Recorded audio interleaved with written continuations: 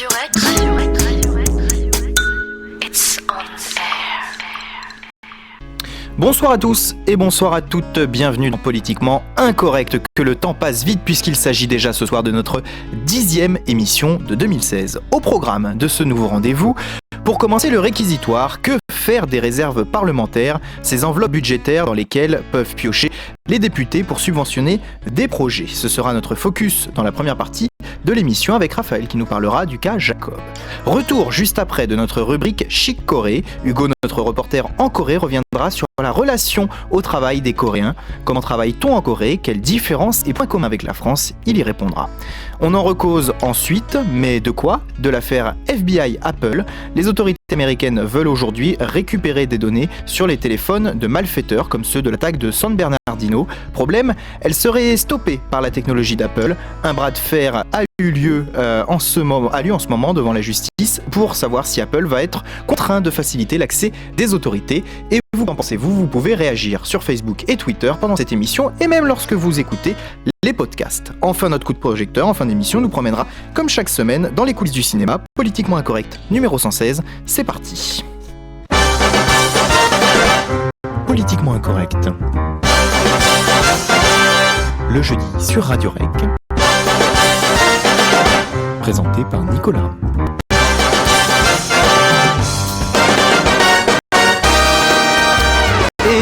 Et avec nous ce soir, Marc. Bonsoir Marc. Bonsoir Nico. Bonsoir Nelson. Bonsoir Nico. Bonsoir Baptiste. Bonsoir. Et bonsoir également Raphaël, normalement. Bonsoir tout le monde, salut. Oui. Ça fait plaisir de t'avoir Raphaël, et justement c'est toi qui vas parler en premier dans quelques instants, puisque nous allons revenir, donc je le disais, sur les histoires de réserve parlementaire. Juste avant, on tenait quand même à remercier nos auditeurs, nos fidèles auditeurs, car vous étiez la semaine passée très nombreux à écouter l'émission et à l'avoir écouté en podcast, près de 500 personnes. On ne peut que remercier bien sûr ceux qui ont participé à ce succès de l'émission de la semaine dernière, que ce soit nos chroniqueurs ou que ce soit bien sûr les auditeurs et ceux qui ont regardé les vidéos YouTube. Allez, c'est parti tout de suite, on commence avec le réquisitoire. Et voilà, et je le disais donc, Raphaël, tu es avec nous ce soir pour nous parler de ce cas des réserves parlementaires. Alors peut-être rappeler brièvement d'abord ce qu'est une réserve parlementaire que nos chers députés possèdent. Ouais, c'était prévu. Donc, pour faire simple, en fait, la réserve parlementaire, c'est donc une enveloppe distribuée à tous les députés et de manière générale les élus de notre Parlement, qui vise, si vous voulez, à financer des projets locaux. Donc chaque député se voit attribuer en moyenne une enveloppe de 130 000 euros. Les présidents de groupe et autres statuts un peu plus nobles de l'Assemblée nationale et du Sénat ont quant à eux une enveloppe de 260 000 euros, et le président de l'Assemblée nationale a droit à une enveloppe de 530 000 euros, si je ne dis pas de bêtises, ou 520 000 euros. Donc voilà, ça c'est pour la définition. Et autre petit détail important à savoir, c'est Claude Barthelone, durant sa présidence de l'Assemblée nationale, présidence qui dure encore actuellement, enfin qui durait, je veux dire, avant son élection, avant sa candidature à la Légion, qu'il a reprise entre-temps, qui a justement qui a instauré un peu plus de transparence dans la distribution de cette réserve parlementaire, parce qu'il faut savoir qu'avant, tout était opaque, c'est-à-dire qu'un député comme Yves Cochet pouvait recevoir 3 000 euros de réserve parlementaire, alors que d'autres députés issus de la majorité recevaient jusqu'à 700 000 euros. Ah oui, donc c'est quand on connaît ces chiffres-là qu'on se rend compte à quel point la réserve parlementaire peut servir d'appui politique pour les députés à l'échelle locale, et peut parfois, dans certains cas, il faut le dire aussi, servir le clientélisme local. Et ça peut, vous en doutez bien, mais ça peut servir d'argument de pression pour les élus sur les autres élus des communes, des communes voisines, des associations aussi, sur lesquelles on peut mettre des pressions en disant si tu ne me soutiens pas, je ne te financerai plus, et à contrario, si tu me soutiens, je te financerai à hauteur de 3, 4, 5, 10 000 euros. On sait que Christian Jacob, l'année dernière, avait financé la ville de Provins à hauteur de 100 000 euros, ce qui est quand même considérable, et c'est dans ce genre de cas dans lesquels on peut se demander assez légitimement, si vous voulez, comment cet argent est utilisé, comment est réparti cet argent, et comment le processus de décision se met-il en place. Voilà, donc 100 000 euros sur 260 000 dans son cas, par exemple, quoi. Voilà, par exemple. Sachant que voilà, l'obligation de publication de la liste des bénéficiaires est en place, si je ne m'abuse, depuis l'année dernière. Donc c'est quelque chose de relativement nouveau. Et c'est ce qui m'a permis cette année justement d'accéder à la liste. Pour le coup, je parle de Christian Jacob parce que c'est le député de ma circonscription, la 4e circonscription CM1 d'Approvins.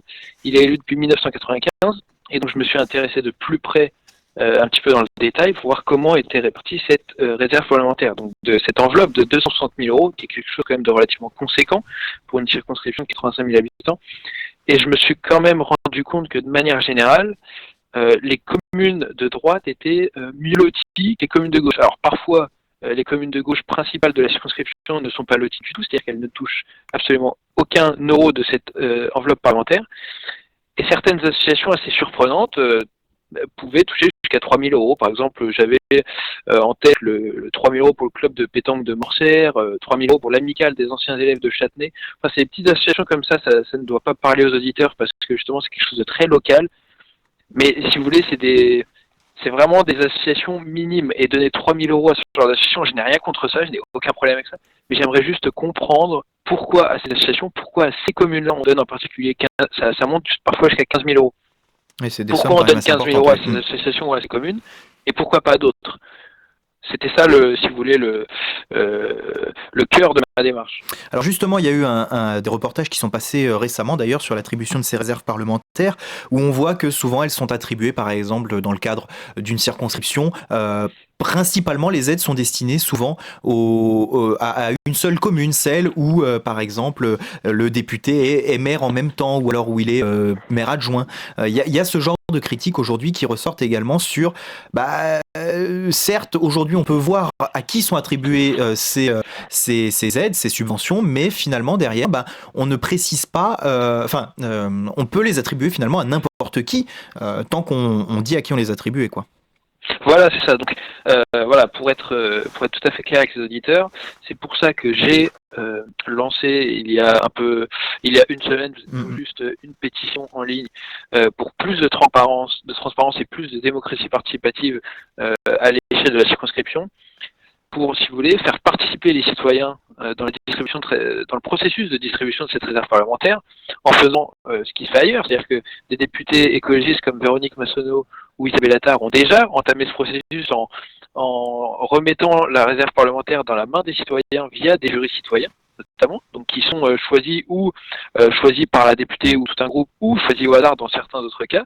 Et donc c'est ce jury citoyen qui si vous voulez, étudie tout un nombre de projets durant l'année et qui, à la fin, va statuer sur les projets qui auront droit à cette réserve parlementaire. Et c'est ce que je trouve intéressant, c'est-à-dire qu'on remet dans la main de ces citoyens-là, de la circonscription, le pouvoir de distribution de deniers publics, parce qu'on parle bien là d'argent public, et c'est en cela que ça me pose problème. C'est-à-dire que indirectement, je n'ai pas envie de me questionner sur les motivations qui poussent mon député à financer telle association ou telle commune. Et je préfère avoir si vous voulez, quelque chose d'assez futile finalement, parce que la réserve parlementaire vient là pour créer du lien et du concret entre le député et sa circonscription, parce que je vous le rappelle, mais le député est un élu de la nation. Il n'est pas un élu de son territoire à proprement parler, il n'est pas censé représenter son territoire. Mais la réserve parlementaire permet aussi ce lien, permet de concrétiser l'action d'un député à l'échelle locale. Mais moi, je préférais que ça se fasse dans une grande transparence et qu'on remette aux citoyens justement ce pouvoir-là. Ça se fait aussi à Paris par le biais du budget participatif. On a à peu près 5% du budget de la ville qui est remis dans la main des citoyens, qui votent et qui proposent aussi, parce qu'ils peuvent être force de proposition, qui proposent des projets d'aménagement territoriaux ou autres. Et c'est ensuite ces mêmes citoyens qui votent pour les projets à élaborer. Alors moi, je trouve, voilà. Oui. Et tu l'as souligné toi-même, effectivement, le rôle du député qui est un petit peu ambigu entre son rapport au territoire, puisqu'il est élu dans le cadre d'une circonscription, et qu'il est également un représentant de la nation, évidemment, par son activité au sein de l'Assemblée. Rappelons peut-être également la façon dont sont attribuées ces réserves. Donc, le député monte le projet, mais derrière, ce sont les ministères qui financent les différents projets, puisque le dossier part au ministère dit concerné par le projet. Par exemple, si c'est un projet d'une association étudiante comme la nôtre, eh bien, ça partira au ministère de l'Enseignement supérieur qui statue je ne sais pas après s'ils ont vraiment un réel pouvoir, mais qui en tout cas détermine s'ils attribuent ou non la subvention à la dite association finalement. Alors, effectivement, il y a ce processus qui est là, il ne complexifie pas la chose parce que finalement, la décision, elle revient in fine aux députés. C'est-à-dire qu'on a quand même de mémoire très peu de cas, voire c'est quasiment inexistant, où c'est le ministère qui va s'opposer au financement d'un projet. Souvent, tout est quand même cadré et finalement, les projets qui sont élaborés sur le terrain n'ont, dans certains cas, rien de scandaleux. C'est souvent des causes plus ou moins nobles. On fait vivre des associations. On refait, je vous dis parce que c'est des exemples que j'ai lus récemment, on refait les trottoirs ou les écoles de telle commune. Mais si vous voulez, moi, la question que je me pose, c'est pas est-ce que c'est bien de refaire l'école d'une commune, c'est pourquoi refait-on l'école de cette commune Oui, et c'est pas de telle autre. un C'est problème plutôt ça. d'égalité, en effet. Je crois que Nelson avait une intervention. Non, c'était vraiment une question. Parce que bon, je peux pas me cacher, je suis complètement profane sur ces questions-là, en toute humilité, vraiment. Et en fait, je voulais savoir concrètement ce fonds, donc il est à disposition. Dans l'idée, quand il a été mis en place, c'était quoi l'idée en fait derrière? Comment on devait le dépenser? L'idée, c'est vraiment ça, c'est d'apporter un soutien aux. Alors, il faut savoir que c'est cadré. Cette réserve parlementaire ne peut bénéficier en pratique qu'aux communes et aux associations. Elle ne peut pas bénéficier en théorie aux acteurs privés. C'est vraiment le monde associatif et les communes qui sont visées. Et alors, ça vise dans un premier temps justement à apporter un soutien direct financier et à soutenir les projets établis sur un territoire que le député est censé connaître. Même s'il n'est pas représentant de ce territoire, il connaît ce territoire parce que souvent les députés passent quand même pas mal de temps en circonscription. Donc ça permet d'une part la mise en place de ces projets-là qui peuvent parfois être importants et aussi la concrétisation du travail d'un élu. Alors on est tous d'accord et je pense que Nicolas sera d'accord avec moi, c'est que le travail d'un député c'est avant tout de faire et de voter les lois, mais il y a effectivement cet attachement au territoire qui est bel et bien là, qu'on ne peut pas nier, sur lesquels certains députés tirent d'ailleurs un peu trop et font d'ailleurs très peu acte de présence à l'Assemblée. Mais du coup, cette réserve, elle permet ça aussi. Elle permet aux citoyens de comprendre, de voir leurs députés, de comprendre leur action et de créer un lien de proximité. Parce que le travail d'un député peut parfois paraître assez distant finalement et assez flou pour ceux qui l'ont élu. Ouais, c'est vrai que moi, en tant que jeune de la ville de Champs au début, puis de la ville de Noisiel, même si j'entretiens des correspondances ou même non une relation assez proche avec mes mairies, tout comme ça, j'ai jamais entendu parler de ça. Et c'est vrai que il y a un espèce de paradoxe que je vois là-dedans, c'est que à la fois 100 000 ou 200 000 euros pour soutenir des associations, ça fait à la fois beaucoup trop et trop peu. Je trouve que c'est pas une somme qui est vraiment adéquate pour ça. C'est-à-dire que là, vraiment, si tu veux soutenir quelque chose, refaire une école, 100 000 euros, c'est pas assez. Mais soutenir une association. Ouais, souvent, c'est pas l'école entièrement, c'est plutôt voilà, un projet. Oui, non, mais j'ai bien compris. Mais c'est vrai que je trouve que la somme est un peu étrange. Si tu veux, je vois assez mal ce qu'on veut faire avec ça. C'est-à-dire que. Ouais, vas-y. Non, je suis désolé de te couper, mais si tu veux, le but aussi, c'est de ne pas substituer le député n'est pas censé se substituer à ceux qui doivent établir les politiques publiques et qui sont, notamment les élus locaux, les maires, qui sont censés prendre ces questions en main. Donc l'enjeu n'est pas de mettre dans les mains du député une enveloppe de plusieurs millions d'euros visant à ce qu'il mène sa propre politique territoriale. C'est plutôt vraiment d'apporter un petit soutien aux associations et aux communes dont ils jugent le besoin. Marc a aussi une intervention puisqu'on va continuer ce tour de table, mais juste une question avant. Après, tu tranches ou tu ne tranches pas, mais est-ce que tu es finalement pour ce dispositif de réserve parlementaire ou contre ? Alors j'aurais tendance à être plutôt contre, parce que si vous voulez, contre en l'état actuel des choses. C'est-à-dire que si l'enveloppe parlementaire était remise de manière généralisée, et c'est aussi la vocation de ma pétition, mais de manière tout à fait modeste, parce que moi j'ai ciblé de manière très locale pour que ça ait un minimum d'écho, mais si vous voulez, in fine, l'objectif serait quand même de remettre en question l'ensemble de ce modèle de réserve parlementaire pour le rendre beaucoup plus transparent et démocratique. Parce qu'en l'état actuel des choses, je pense que cela peut véritablement beaucoup trop servir le député et la mise en place de pratiques clientélistes. Et c'est en ça que ça me pose énormément de problème. Et c'est pour ça que la pétition a aussi valeur de démocratisation du savoir, dans le sens où si on met en place un système plus transparent d'attribution de la réserve parlementaire, notamment via des jurys citoyens ou des personnes qui ressortent, on va aussi démocratiser la connaissance de cette réserve parlementaire. Là, tu le disais toi-même, Nicolas, tu n'étais même pas au fait de ce qu'était en soi la réserve parlementaire. Et j'ai plein de gens qui m'ont c'est m'ont Nelson, fait des Nelson, c'est retours. pas moi, mais oui. Nelson, pardon. J'ai plein de gens qui m'ont fait des retours sur les réseaux sociaux en me disant mais je ne savais même pas que ça existait. Donc je pense que inclure de cette manière les citoyens permet aussi de, si vous voulez, d'étendre et de répandre la connaissance de ce dispositif à travers le territoire et à terme à travers l'ensemble du pays.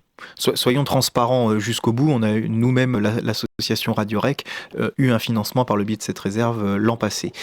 Non, mais au cas où les gens iraient chercher, qui disent pas qu'on en a parlé comme ça, au moins ils le sauront. Marc?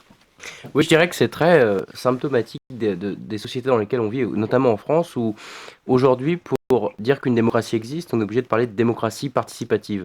Je trouve ça, d'un point de vue théorique, déjà absolument terrible. Du même que je pense que la démocratie représentative ne va pas de pair avec la démocratie au sens authentique, au sens participatif. Donc ça, c'est la première chose. Donc, à ce titre-là, je serais, comme Raphaël, dans l'état actuel des choses, contre la réserve parlementaire. La question que pose Raphaël est au fond très profonde dans la mesure où, quand on parle d'un député, il a raison, il l'a soulevé, c'est un député, c'est quelqu'un qui représente avant tout la nation. Et or, aujourd'hui, ces réserves parlementaires et d'autres processus, parce que ça, c'est que la phase immergée, plus ou moins de l'iceberg, parce que tout le monde n'est pas au courant que ça existe, montrent à quel point les députés ne représentent pas la nation en tant que telle. Ils représentent la nation en théorie, parce qu'ils sont des représentants de telle région, plutôt de tel département. Et aujourd'hui, il a parlé de clientélisme au début, et c'est marrant quand il a parlé de clientélisme tout au début, j'avais l'impression de me retrouver dans un film hollywoodien qui traitait des systèmes politiques en Afrique. C'est un petit peu comme ça que ça fonctionne, avec d'autres raisons pour l'Afrique, mais aujourd'hui on voit qu'un député est en fait le représentant avant tout d'une région, et se sert de sa région pour devenir un représentant de la nation. Et c'est là où il y a un problème purement de fond. Et je voudrais te poser une question, Raph. J'abandonne le côté théorique. Tu disais qu'il y avait finalement, si je te suis, plus de dotation du côté des communes des gens qui sont à droite que des gens de gauche. Si je t'ai bien suivi. Dans mon cas, mais mon territoire est aussi plus à droite qu'à gauche. Mais justement, c'est là que je comprends pas, parce que les réserves parlementaires sont données par qui? Par le Parlement, par les députés, individuellement. Oui, non, mais elles sont, mais qui donne l'argent? Le député. C'est l'État qui. Non. Mais avant que le député, c'est l'État. C'est les ministères. Ce que je trouve bizarre, c'est qu'aujourd'hui, oui, parce qu'on répartit par département, et du coup, les communes de gauche touchent moins dans les départements qui sont. Non, c'est pas ça. En fait, c'est pas ça. J'ai pas bien compris. En fait. Ce que je te disais là, c'est là où justement le terme de clientélisme peut prendre son sens dans certains cas. C'est-à-dire que Monsieur Jacob, en l'occurrence, a droit, en théorie, à une enveloppe de 260 000 euros qu'il gère, entre guillemets, selon son bon vouloir. Donc s'il ne veut, entre guillemets, arroser que des communes de droite et des associations qui lui sont favorables, il le peut.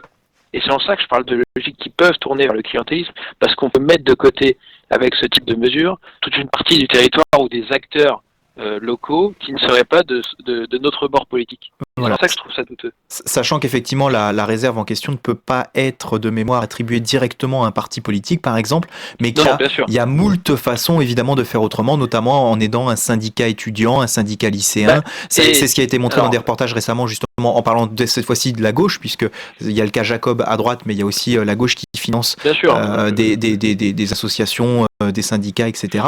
Voilà, donc c'est pour montrer un petit peu la diversité de ce qui est possible de faire. On ne peut pas financer évidemment directement le Parti socialiste, les Républicains ou d'autres, mais on peut faire des choix qui évidemment vont arroser des amis entre guillemets quoi. Tu ne croyais pas si bien dire en parlant de financement de parti, parce que justement, on parle de M. Jacob. M. Jacob a été accusé il y a de cela 2 ou 3 ans d'avoir pris. Il est président du groupe Les Républicains à l'Assemblée nationale, si vous voulez, je vais vous rafraîchir un petit peu la mémoire sur cette affaire. Et étant président du groupe à l'Assemblée nationale, c'est lui aussi qui est censé gérer le budget de l'ensemble du groupe. Alors si vous voulez, quand on attribue la réserve parlementaire, on va voir le président du groupe Les Républicains en lui disant par exemple je te donne 10 millions d'euros pour ton groupe, soit 10 ou 10 millions environ, en tout cas une enveloppe de 10 millions d'euros qui correspondent à en moyenne 130 000 euros par député. Donc chaque député en théorie a droit à 130 000 euros. Sauf que sur les 10 millions d'euros de l'enveloppe en question, M. Jacob n'en a utilisé que 7 et a ensuite prêté les 3 millions restants d'argent public. Donc c'est des deniers publics, c'est des gens du contribuable, des 3 millions restants pour le financement de son parti, l'UMP. Et donc quand cette affaire s'est su, il a essayé de se dépêtrer de la meilleure manière qu'il a pu en disant que c'était un prêt et pas un don et que... Et donc il y a aussi, si vous voulez, toute cette utilisation quasi frauduleuse de la réserve parlementaire qui, pour ce cas-là, finit non plus par financer les territoires, mais financer des partis politiques. Alors là, on passe d'un clientélisme un peu caché via le financement d'associations orientées politiquement vers une forme de financement direct et opaque de l'argent du contribuable à des partis politiques. Je pense qu'elle pourrait écrire un bouquin avec le titre J'ai changé. Effectivement, oui, c'est possible. Oui, Raphaël, mince, pardon, je vais y arriver. Oui, ce qu'on disait il y a quelques instants, c'est que finalement, le député qui est pris, alors bon, il y a évidemment les histoires de partis qui là sont carrément illégales ou à la limite d'être légales, mais voilà, on a un député qui cumule souvent des fonctions d'élu local Bien avec sûr. celle d'élu national. Finalement, si on avait aujourd'hui un non-cumul des mandats, est-ce qu'on pourrait pas aller vers quelque chose de trop national pour le coup, tiens, un élu qui serait déconnecté de son territoire d'origine et qui voilà, est-ce que ça favoriserait pas justement le financement de grandes opérations plutôt que des petites ciblées?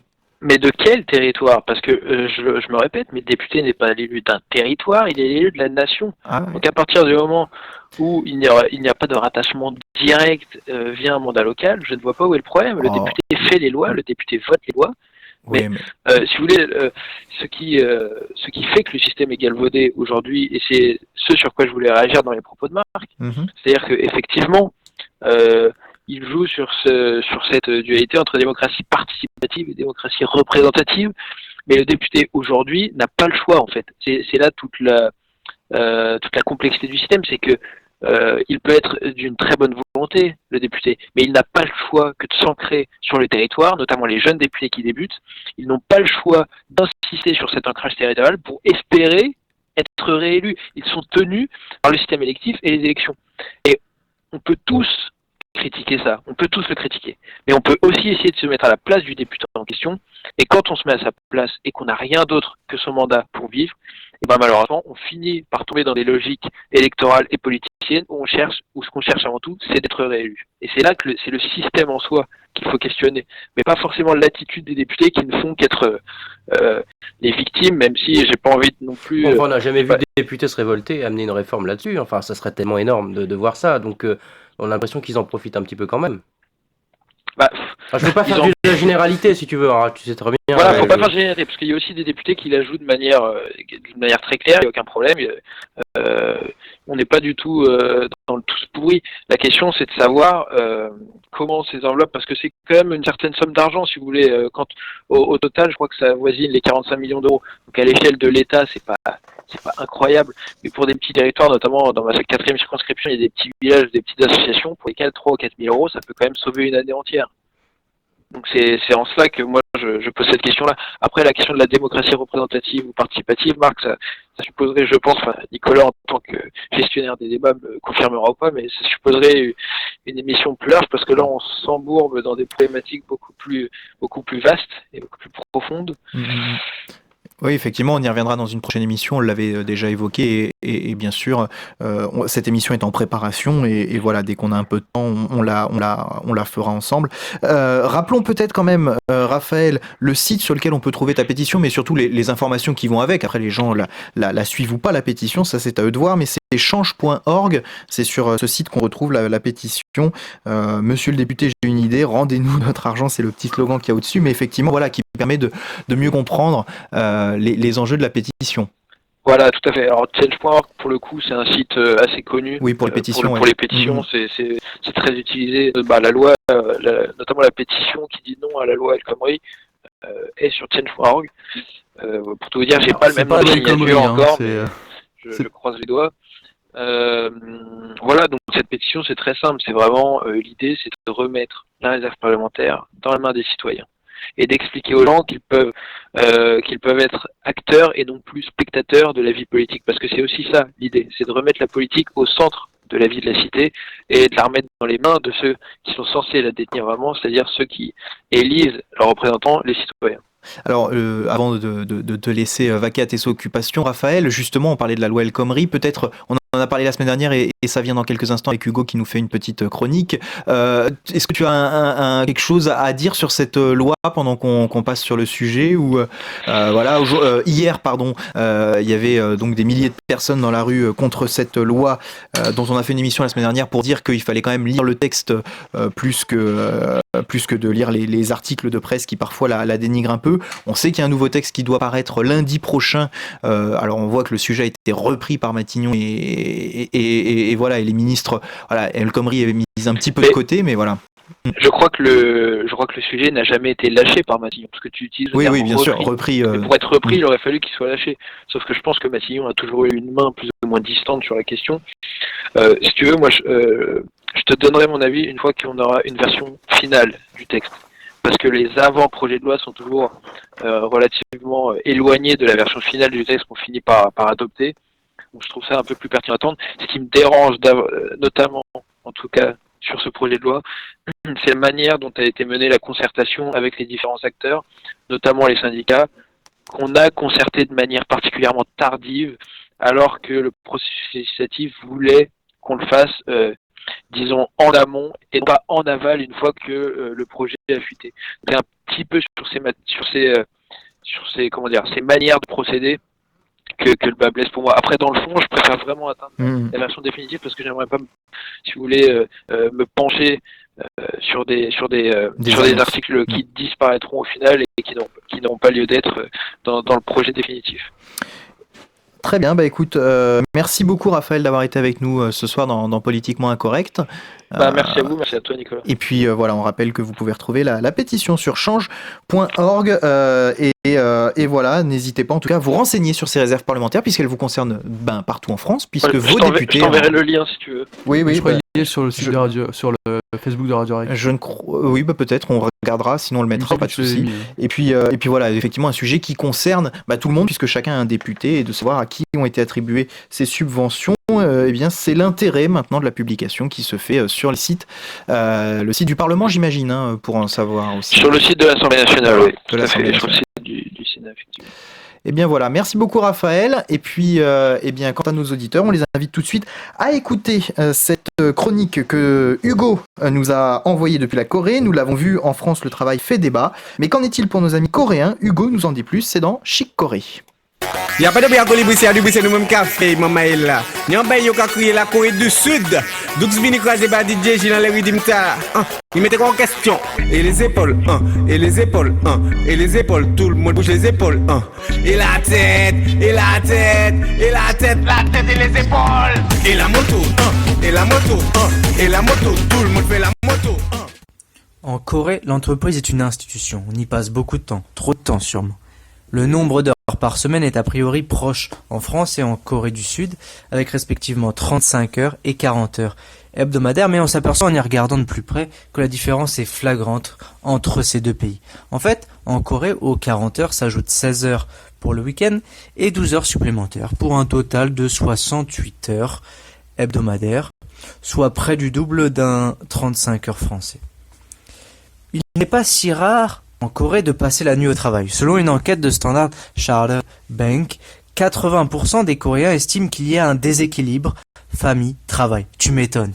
Finalement, la famille, en Corée, c'est l'équipe avec laquelle on travaille. Les afterworks sont la norme, il faut passer du temps avec ses collègues, les dîners d'entreprise sont réguliers et souvent suivis d'un karaoké arrosé au soju, l'alcool coréen de référence. Le travail étant un monde social, ces soirées alcoolisées ne sont pas vraiment une option. Il est impossible d'obtenir une augmentation ou une promotion si on manque à ses obligations. Le système coréen de paye est largement basé sur l'ancienneté d'ailleurs. Les plus anciens sont ceux qui sont les plus haut placés, ceux à qui l'on doit le plus grand respect. Rappelons ici que la Corée est confucéenne, c'est-à-dire que la hiérarchie est primordiale. Ajoutons que le collectif est une autre valeur centrale. Les Coréens se voient comme une famille. Ils ne disent pas mon pays, mais notre patrie. C'est cette force collective, ce patriotisme, qui a permis la fantastique croissance économique dans la deuxième partie du XXe siècle. Seulement, au XXIe siècle, le miracle est passé, les problèmes se posent. Les jeunes sacrifient énormément sur l'autel de leur réussite scolaire, et leurs parents avec eux, tant les dépenses semblent infinies. Les jeunes désespèrent devant les opportunités qui s'amenuisent. Le chômage des jeunes atteint 9,6%, soit plus de 3 fois la moyenne nationale, et il continue d'augmenter. En outre, 50% des diplômés n'ont pas de travail l'année suivant la sortie de l'université ou ne trouvent que des postes pour lesquels ils sont surqualifiés. Certains décident de jeter l'éponge. Ils refusent ce système de compétition extrême. Ils partent. En Corée, le statut social passe par l'emploi. Être sans emploi, hors du système, c'est perdre l'estime des autres et l'estime de soi par la même occasion. Les responsables politiques s'aperçoivent que tout ne tourne pas rond. Une réforme est dans les tuyaux. La présidente conservatrice Park Geun-hye veut relancer la dynamique économique du pays en réformant le code du travail. Parmi les mesures annoncées, passage aux 52 heures hebdomadaires, facilitation des licenciements pour les salariés les moins performants, mise en place d'un système de rémunération basé sur le mérite, extension de l'assurance chômage et possibilité pour les entreprises de changer certaines règles internes sans recours aux syndicats. Le dialogue tripartite entre le gouvernement, les entreprises et les syndicats pour amener cette réforme avait bien commencé. Mais le couac n'est pas loin puisque la KTCU, un syndicat de première importance, a décidé de rompre les négociations au début de l'année. La réforme semble donc bien bloquée dans les tuyaux. Finalement, l'avenir de cette loi est incertaine, un peu à l'image de la loi El Khomri proposée par le gouvernement Valls en France, critiquée largement pour sa volonté de faire sauter les 35 heures et de trop favoriser le patronat. La réforme pourtant est nécessaire partout. Si la Corée a su se développer à une vitesse folle, elle ralentit aujourd'hui. Elle doit trouver un modèle plus équilibré, notamment en mettant en place des mesures encourageant la productivité, mais aussi en faveur de la famille. Précisons que si les Coréens travaillent de longues heures, ils ne sont pas assez productifs. Ils le sont beaucoup moins que ces fainéants de Français.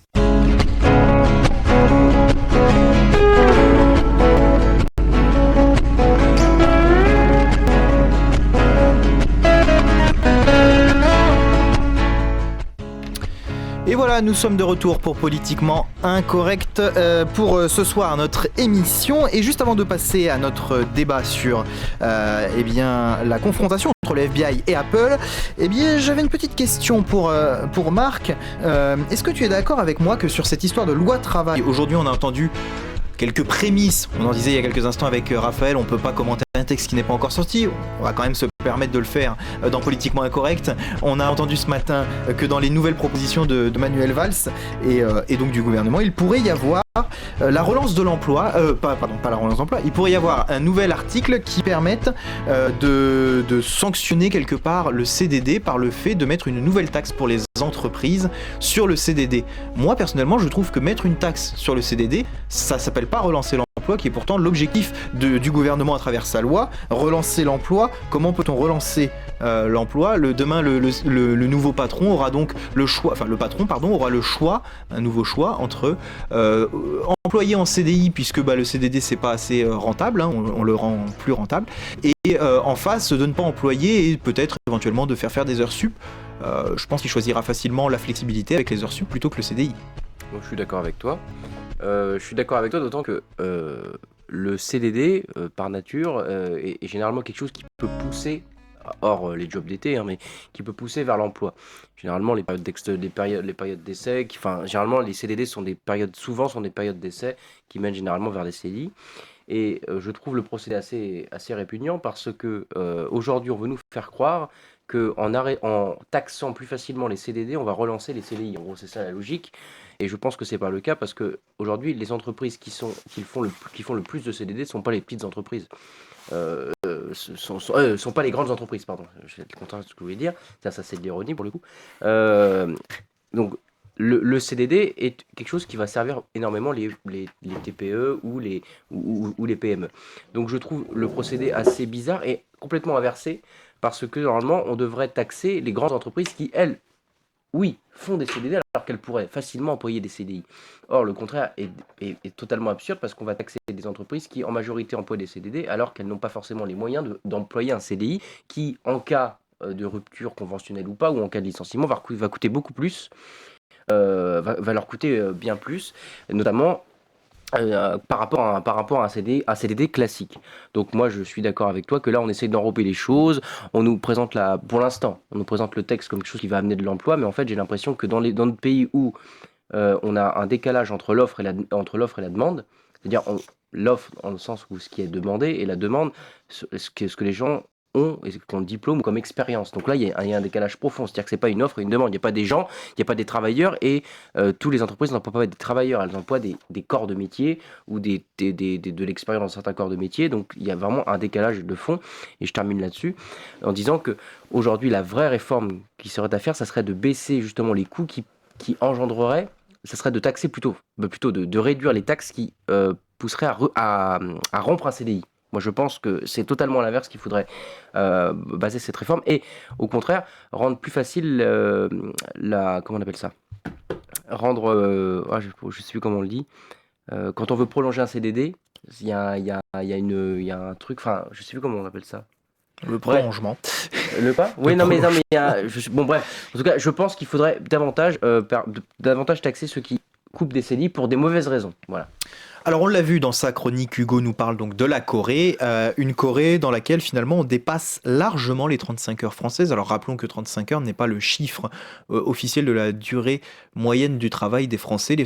Les Français travaillent plus avec les histoires d'heures supplémentaires et rappelons que dans de nombreuses professions, si la durée légale est bien de 35 heures, la durée habituelle est supérieure. Il y a des entreprises, et notamment dans le monde de la restauration, où on travaille classiquement 39 heures et où il y a 4 heures supplémentaires chaque semaine qui sont déclenché par le fait de travailler plus d'heures, hein, voilà, rappelons-le.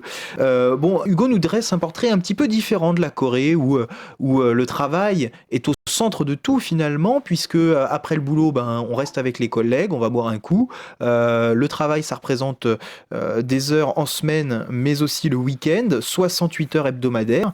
Bon, alors il y a aussi des réformes qui vont dans le sens de diminuer tout cela, parce que comme en France, il y a quelques années, on fait diminuer un peu le temps de travail pour acquérir de nouveaux droits sociaux finalement.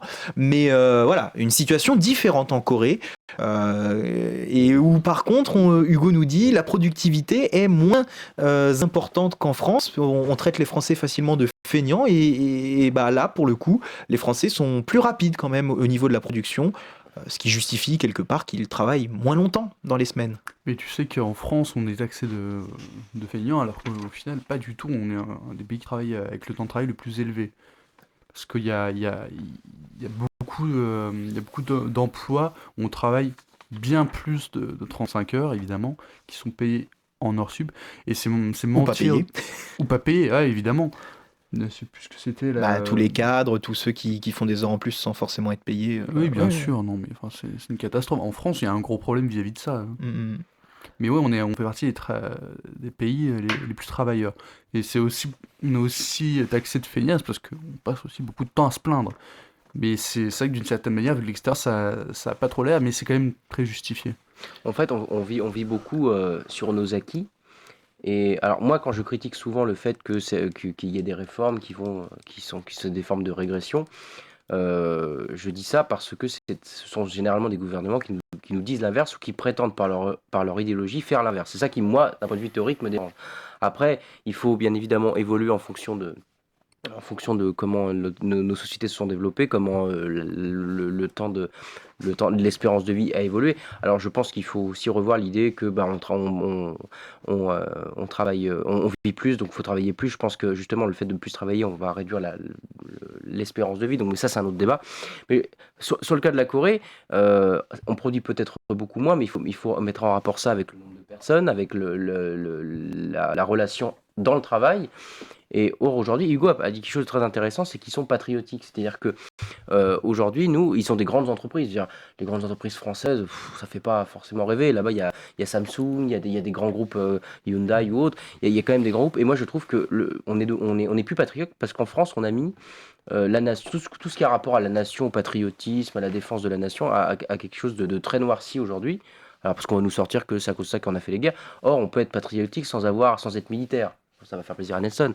Et parce que je sais qu'il n'a pas un grand amour pour les militaires, mais on peut être patriotique et vouloir justement créer son emploi. Regarde, le retour du Made in France, c'est pas un cas singulier. Bon, aujourd'hui, on en fait un marché comme le bio, mais arrivera un moment où les mentalités vont changer et on va vouloir travailler pour sa patrie, pour que son pays puisse vivre. Parce qu'on est tous en train de dire que la France s'effondre, mais on fait rien pour qu'elle se redresse.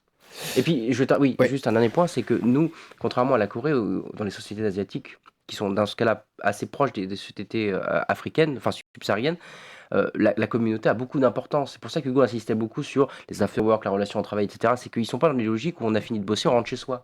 On est dans une logique de communauté où il faut connaître du monde, où il faut vivre en relation avec autrui sans forcément dire bon, bah, c'est bon, j'ai fini, t'es mon collègue, tu ne seras pas mon pote. Enfin, il y a quand même aussi quelque chose de totalement différent dans la façon de faire et de la façon de voir les choses. Alors, un petit clin d'œil à la Corée, puisque vous le savez peut-être, c'était une anecdote relayée par la télévision, enfin, dans les JT.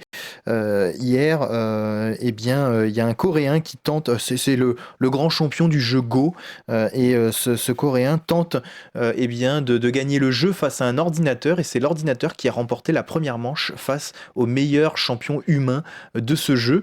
Donc voilà, ça en témoigne un petit peu sur eh bien, le fait que les ordinateurs ont une facilité à assimiler des informations que n'aurait donc pas l'homme. Si on en doutait, eh bien les ordinateurs sont finalement peut-être plus puissants que l'homme. Affaire à suivre.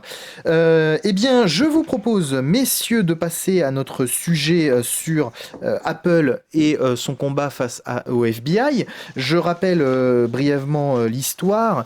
La tuerie de San Bernardino a fait il y a quelques semaines des victimes, et le FBI aurait besoin des informations contenues dans les téléphones, dans le téléphone en tout cas, dans un iPhone d'un des terroristes présumés. Je pense que comme il n'a pas été jugé, on peut parler de terroriste présumé, même si c'est voilà son combat, enfin son verdict sera sans doute celui d'un coupable. Voilà, le FBI demande à Apple officiellement d'avoir accès aux données de ses téléphones, et en gros Apple dit bah non, on peut pas donner les données comme ça, c'est privation, enfin c'est entrer dans la vie privée, ça veut dire qu'il y a une faille de sécurité parce qu'à partir du moment où le FBI a accès à des données, bah finalement n'importe qui peut avoir accès à ces données. Voilà en gros le gros de ce qui est dit. Et là c'est Monsieur Snowden, vous le savez, hein, celui qui a tendance à dire beaucoup de choses sur ce qui se passe dans le monde et à dénoncer beaucoup de choses. Eh bien Snowden... Oui, a raison, bah, ça, chacun se fera sa raison, mais oui, bien sûr.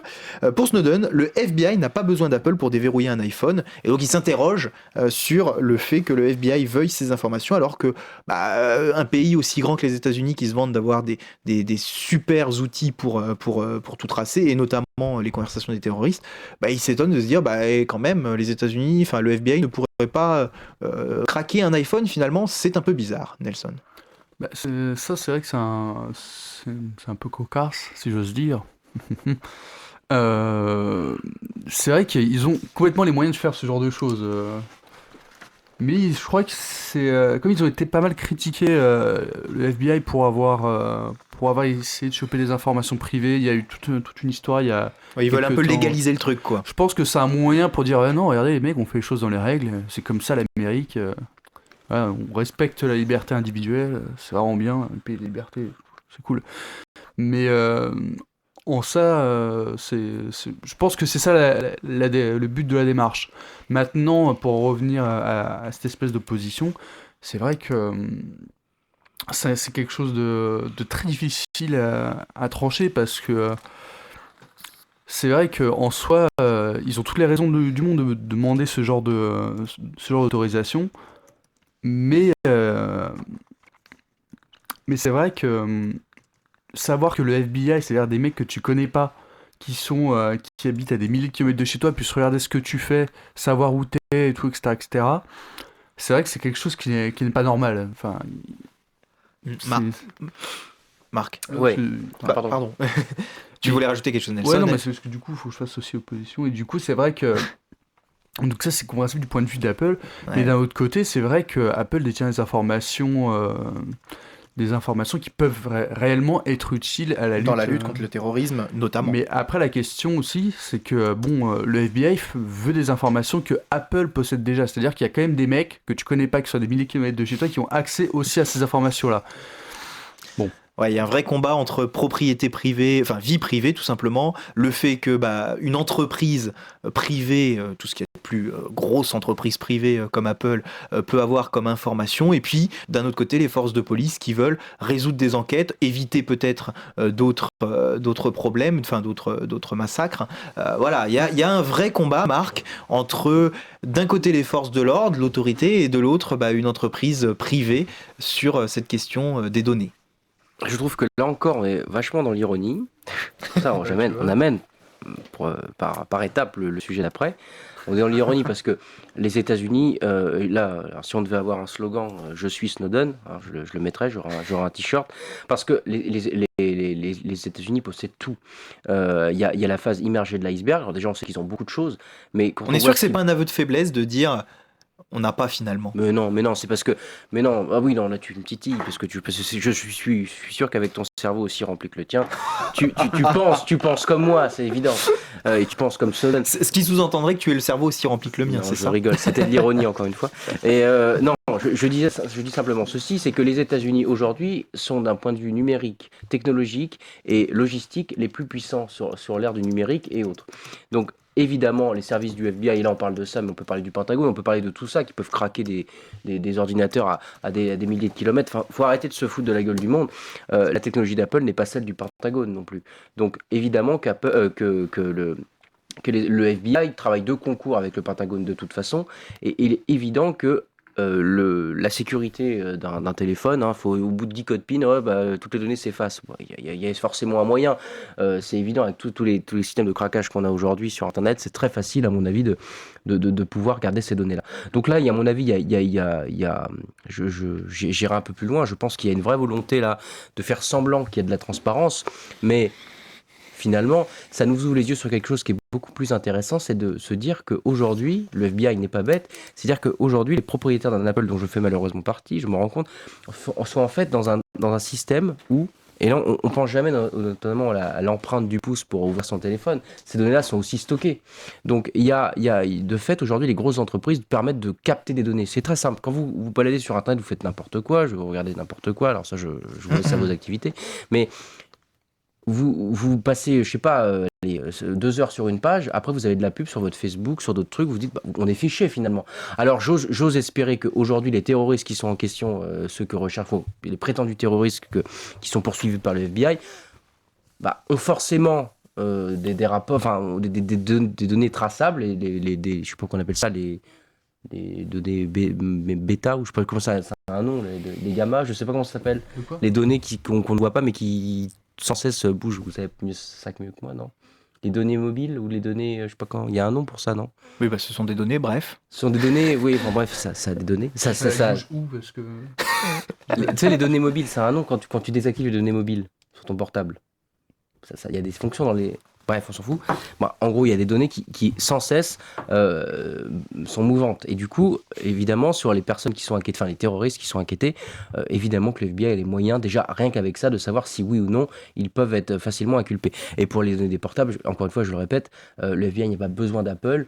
J'ai l'impression qu'il y a une espèce de gros mensonge, comme quoi les États-Unis seraient devenus transparents, comme quoi ceci, comme quoi cela, mais c'est un gros mensonge. Bon, et rappelons également que cette volonté d'avoir les accès aux données d'Apple, c'est aussi pour faciliter les enquêtes dites banales dans le travail finalement des officiers de police, et voilà, d'avoir plus facilement accès, forcément, si on l'a là officiellement, c'est plus facile après d'avoir accès aux données. En tout cas, il y a un procès qui a lieu actuellement aux États-Unis. Enfin, un procès, il y a une audience au tribunal sur cette question. Ce qu'on peut peut-être dire, c'est qu'à force d'aujourd'hui lutter contre le terrorisme et tous les groupuscules, ou même autres, parce qu'on parle du terrorisme, il y a aussi des groupes qu'on cherche qui sont des sociétés secrètes, souterraines, enfin ce que vous voulez. À force, en tout cas, que nos États soient dans la recherche de ces gens-là, on va finir par avoir un état policier, parce que tu as vu la logique d'Apple et tu as vu les autres logiques, notamment pour là en France avec ce qui s'est passé après le les 11 attentats, novembre. Le 13 novembre, après ce qui s'est passé, c'est élargir les gens possiblement enquêtables, suspects ou enquêtables.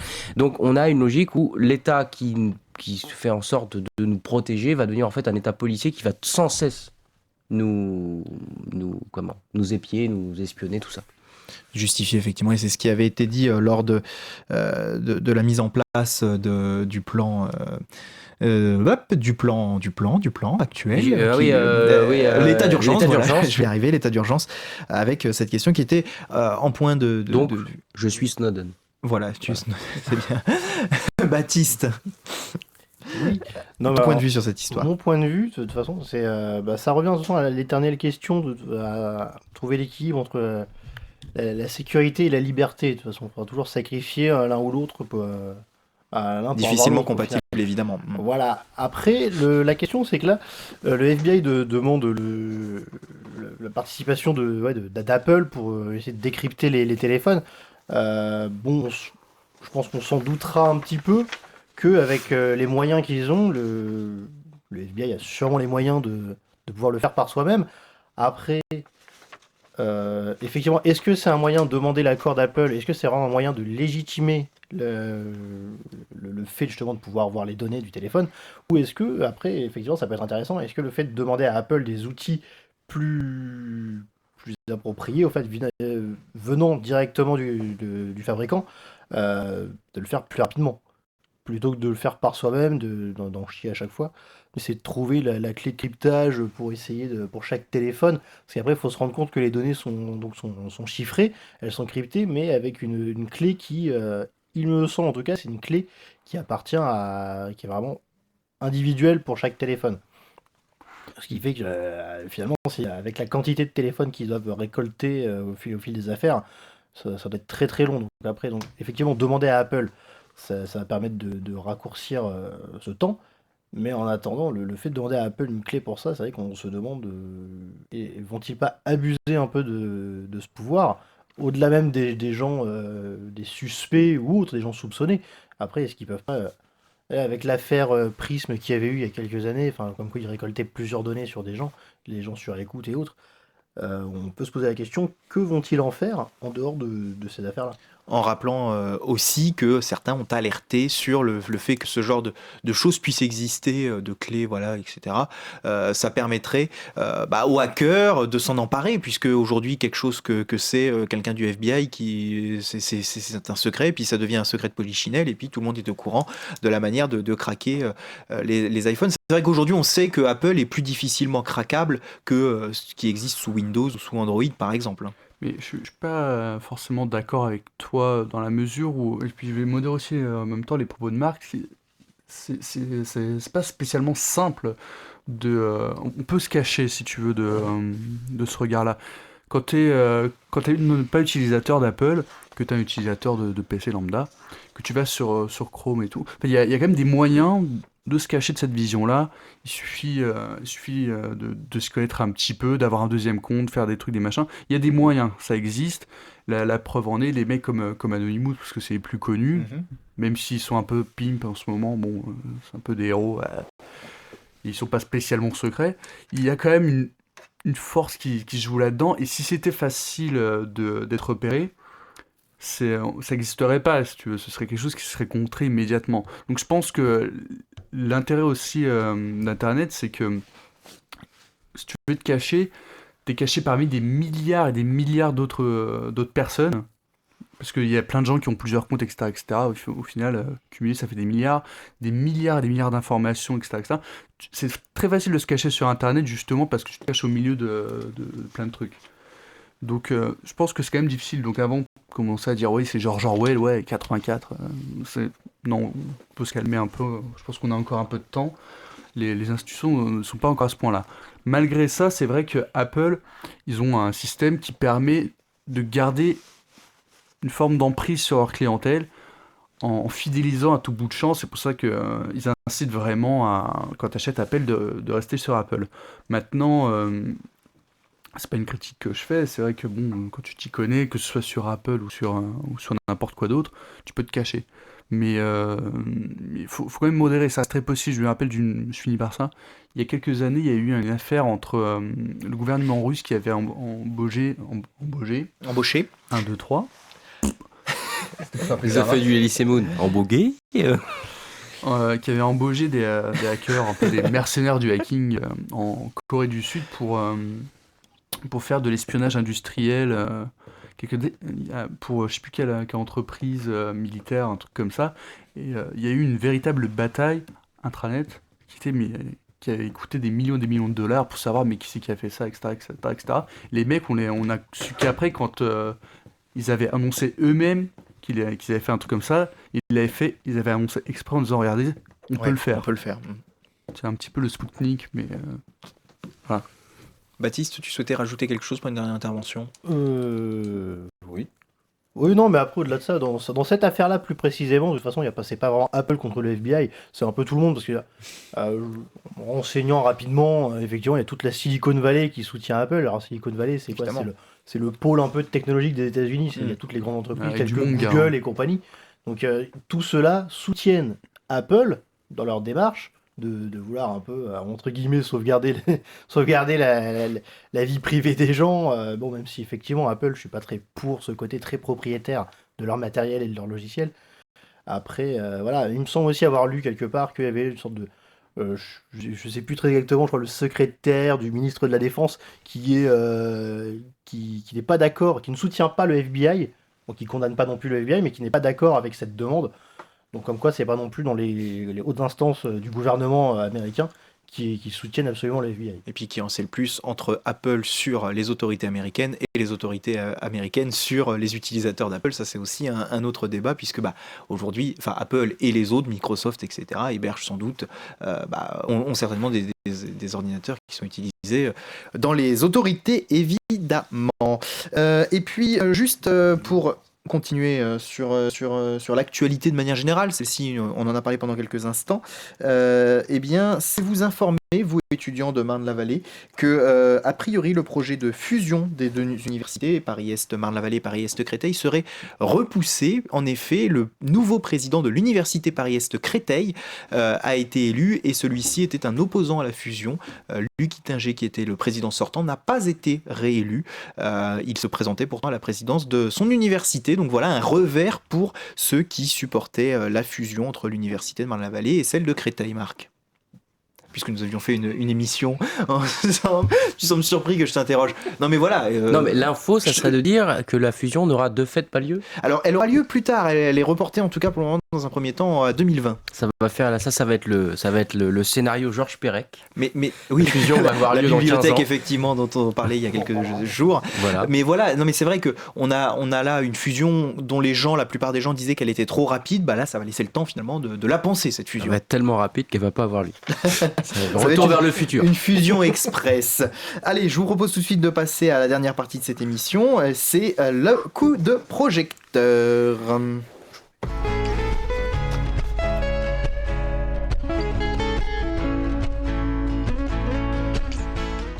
Voilà, on a fait un petit tour de l'actualité il y a quelques instants et on va se tourner maintenant vers Nelson, vers Baptiste et Marc qui pourront réagir bien sûr.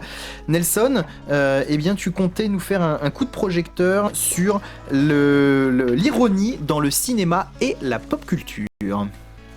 Oui. Alors peut-être nous donner le Ouais. fil de ta pensée. Qu'est-ce qu'on appelle l'ironie dans le cinéma? Alors l'ironie, c'est une question, c'est vrai que c'est un terme qui est un peu alambiqué, parce que c'est l'utilisation d'une forme d'humour qui est très salée, très piquante. Tu sais, Voilà, tu crois dans un resto chinois, ça commence bien. très salée, très piquante. Oui. Très V12. C'est très V12. Pour généralement essayer de porter un...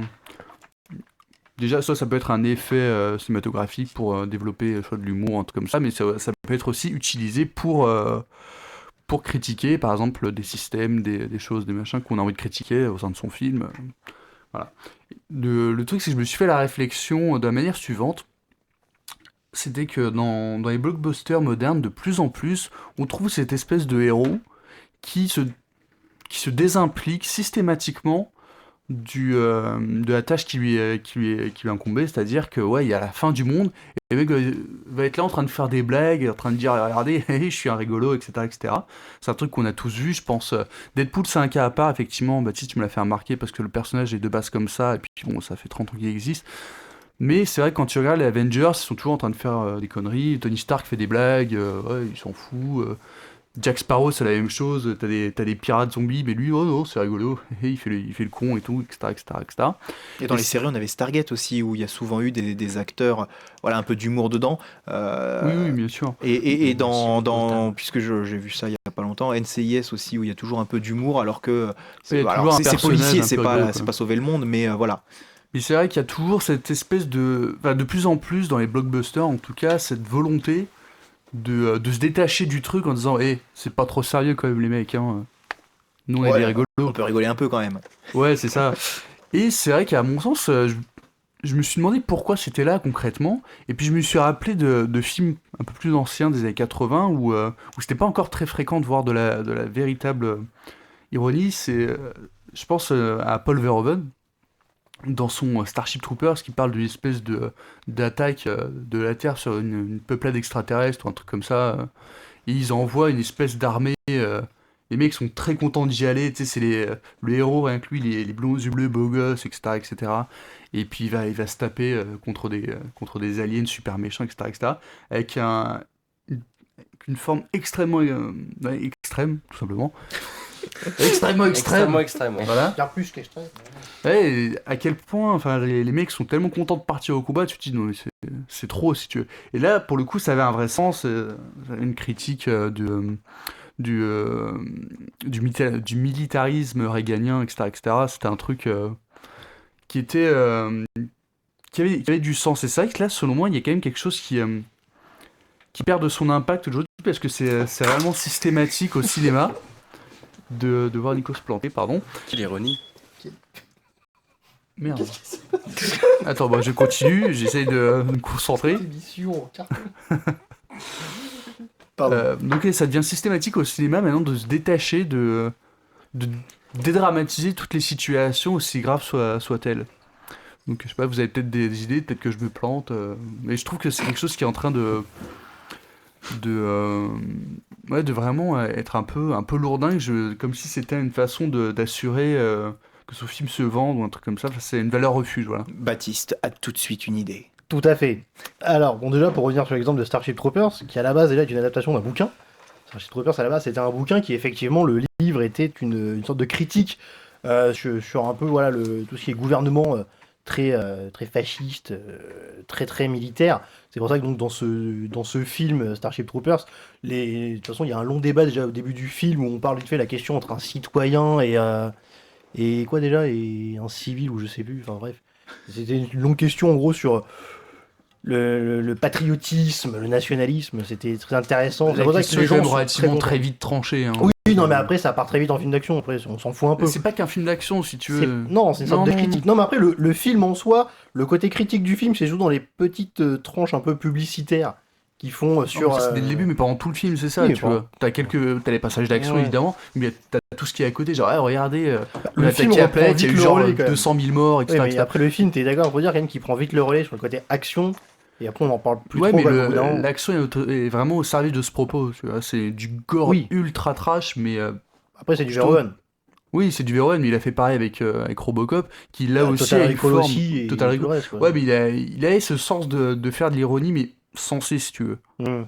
Donc ça, bon, ça Ouais. c'est logique. Mais la question que je me pose, c'est est-ce que maintenant, c'est pas Justement, devenu... pour aller au-delà de vas-y. ça, après c'est pas vraiment le côté ironie, c'est un peu le côté effectivement de mettre des personnages un peu comme je dis, des anti-héros, des mecs un petit peu désinvoltes face à la situation, voilà, effectivement, alors c'est la fin du monde, mais bon, je pense qu'à ma tronche, quoi. C'est vrai que c'est assez commun, Et mais après faut... D'ailleurs, il y a l'amour, au-delà de l'ironie, il y a tout ce qu'il y a d'amour dans les films, qui y a souvent à côté de l'histoire action, il y a On souvent en une parlera histoire pas de d'amour. Mais- Non, mais non, ça, c'est un ressort scénaristique classique pour gagner 20 minutes de Ouais, film. tu mets une petite romance dans le film, c'est toujours Généralement, c'est un sympa, et triangle amoureux. tu hein. touches un public un peu plus large.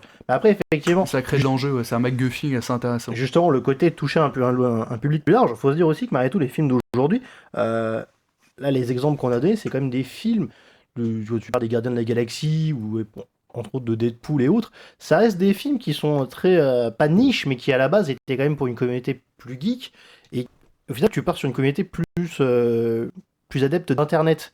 Ce qui fait qu'au final, avec tout ce qui tourne autour, t'es obligé un petit peu de faire des trucs un peu plus marrants avec genre des blagues des blagues plus communes à Internet ou une sorte de sous-culture. Ce qui fait que les Gardiens de la Galaxie, quand tu regardes bien, c'est pas fait pour oui, enfin, on n'est pas habitué à ce genre de film. Mais après, c'est fait pour une certaine partie de la population. Enfin, tu sens qu'à la base, c'était ciblé pour eux, mais avec une certaine ouverture d'esprit pour le reste du monde. Bah, je sais pas, je suis en train de penser à Conan le Barbare qui est sorti de John Milius des années 80, pas le récent de 2011 Il n'y a pas de second degré dans ce film. Non, justement, il n'y a aucun second degré et pourtant ça fonctionne extrêmement bien. Oui. Ça critique des choses, mais justement, il n'y a aucun, il y a pas du tout d'ironie dans le film. Le truc est extrêmement sérieux et pourtant c'est quand même un très très bon film, ça a bien marché. Et je me demande pourquoi maintenant on se sent un peu obligé de mettre cette dose d'humour là. Eh bien, c'est très Ça se voit simple. Eh bien, c'est très simple. Quand tu regardes les films, quand on regarde les films d'action qu'on regarde d'habitude, je te donne genre 2 exemples à deux ronds. Tu prends genre Last Action Hero avec Schwarzenegger, tu prends Demolition Man avec Stallone. Des films des années 80, films d'action bien viril, plein d'action, bien rigolo, il y a quand même pas mal de blagues. C'est super cool. Et tu te rendras compte, en fait, il y a eu très vite une tournure au niveau du cinéma après le 11 septembre. Le cinéma américain, Hollywood post 9/11, c'est violent, mais les films d'action, c'est ultra sérieux. C'est très. Voilà, c'est vraiment le sort du monde est en jeu. C'est très. Très procédurier, tu sais, c'est procédural, tu vois, c'est extrêmement sérieux. Et là, il y a eu une tendance les dernières années, autour de 2010, peut-être un petit peu avant, tu as eu une sorte de retournement de situation où les gens ont dit on en a marre. Et c'est des films un peu plus légers. On reprend un peu ce truc très sérieux, mais on essaie de rajouter une certaine légèreté, une certaine désinvolture, tu vois, c'est de rendre le truc un peu plus comique. On a remis un peu de comédie dans tout ça. Ce qui rend ce qui fait, ça touche un peu plus les gens, c'est ça, une petite bouffée d'air frais. C'est pour ça que ça marche aussi.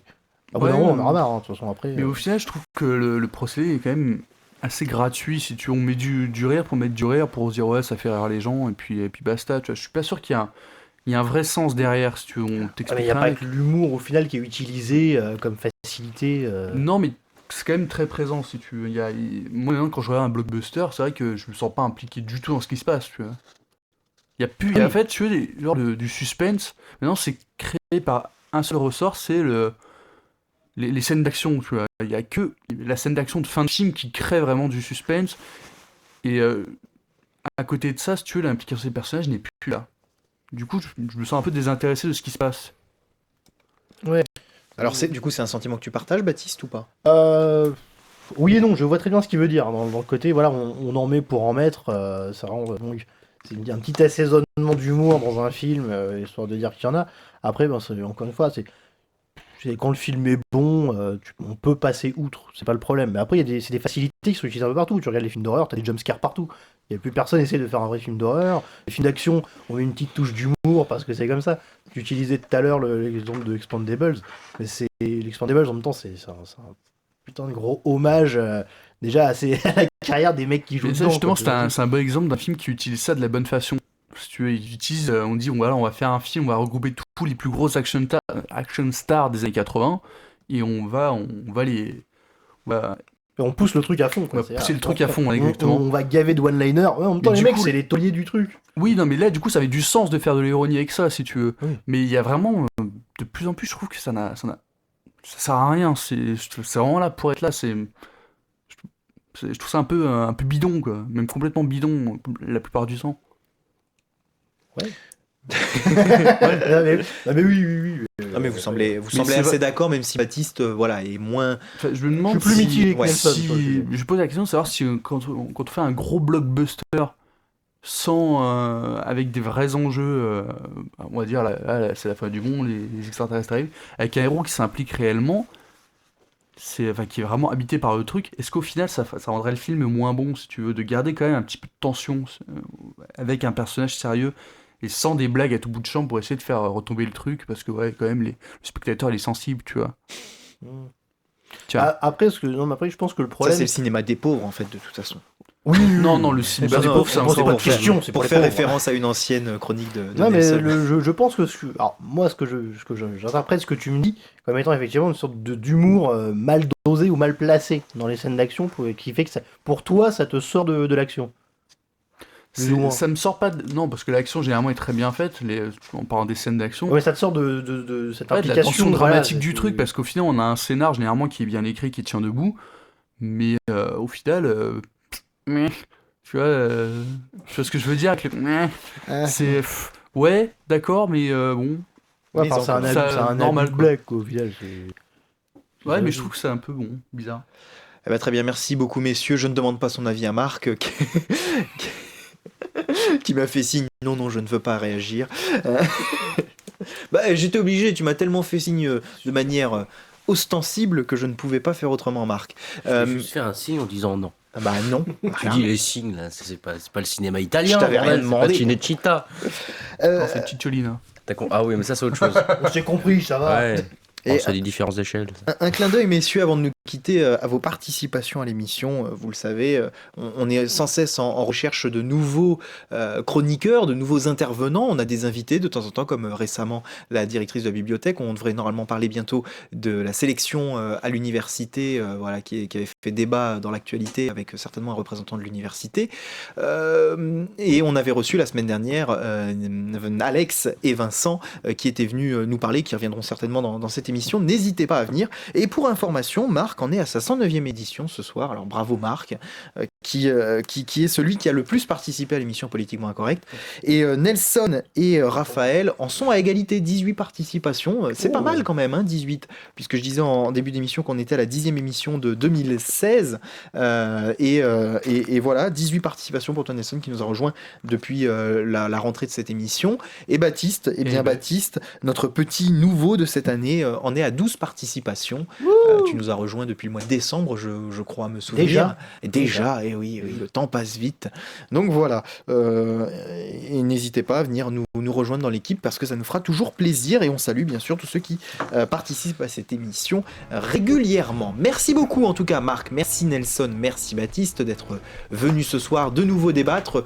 Très intéressant en tout cas cette parenthèse sur l'ironie que nous avons fait en fin d'émission car voilà, ça permet effectivement d'ouvrir un petit peu le débat du cinéma à d'autres thématiques et ici celle de l'ironie qu'on l'on trouve qui fait parfois qui prend une part importante dans un film alors que on pourrait peut-être s'en passer. C'est la question en tout cas que tu soulèves Nelson. Attention, et, pour revenir quand même du coup sur l'utilisation du mot ironie, hein, Ouais. c'est l'espèce de décalage entre un héros, une situation ultra Ouais. ultra tendue et puis le mec qui s'en fout. L'ironie c'est ça si tu veux.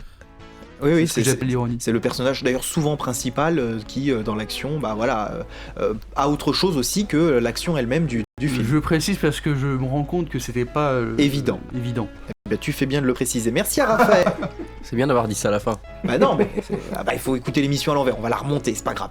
De qui ça, l'émission? Ah bon, ça me fait peur. On remercie également, je le disais, Raphaël qui nous a parlé en début d'émission de la réserve parlementaire. N'hésitez pas à vous renseigner à ce sujet. Merci à lui d'être intervenu et merci à Hugo de nous avoir préparé cette jolie chronique sur le travail. Et nos auditeurs auront remarqué que Hugo a fait un effort pour parler un peu plus vite dans cette chronique que la précédente. On sait tous que t'as augmenté la rapidité. Non, c'est même pas vrai. J'ai été surpris en l'écoutant pour préparer l'émission de voir que Hugo avait tenu compte de nos remarques et ça c'est beau, messieurs. C'était de l'ironie, C'est- au sens premier du terme. Oui, mais c'est un chroniqueur consciencieux qui sait prendre en compte nos remarques et messieurs, je sais que vous le faites également en préparant cette émission et ça c'est formidable car Politiquement Incorrect, c'est une grande famille. On salue la Dom-Tom. Et ça, c'est bien. On salue les dom-toms. Merci d'avoir été avec nous. Vous pouvez retrouver l'ensemble des programmes de Radio Rec sur notre site internet radio-rec.fr. On rappelle la date du 7 avril puisque ce sera la finale des Rec Awards. Je sais que Marc, ça te tient beaucoup à cœur avec Nelson puisque vous avez en charge de préparer nos artistes, les 4 finalistes de ce tremplin Oh, bah, ils se prépareront avec de tout beaux seuls, hein, oui, on va non, pas ils jouer à vont- leur place. Non, mais je veux dire, vous allez leur expliquer comment ça va fonctionner, ce tremplin. Ah bon. Donc merci Si à le vous co-manager. et voilà, je sais que tout se prépare au fur et à mesure et c'est tant mieux. Eh bien, il ne nous reste plus qu'à vous souhaiter une bonne soirée. À bientôt. Bonsoir et bisous. Suivez-nous sur radio-rec.fr. Retrouvez-nous sur Facebook et Twitter.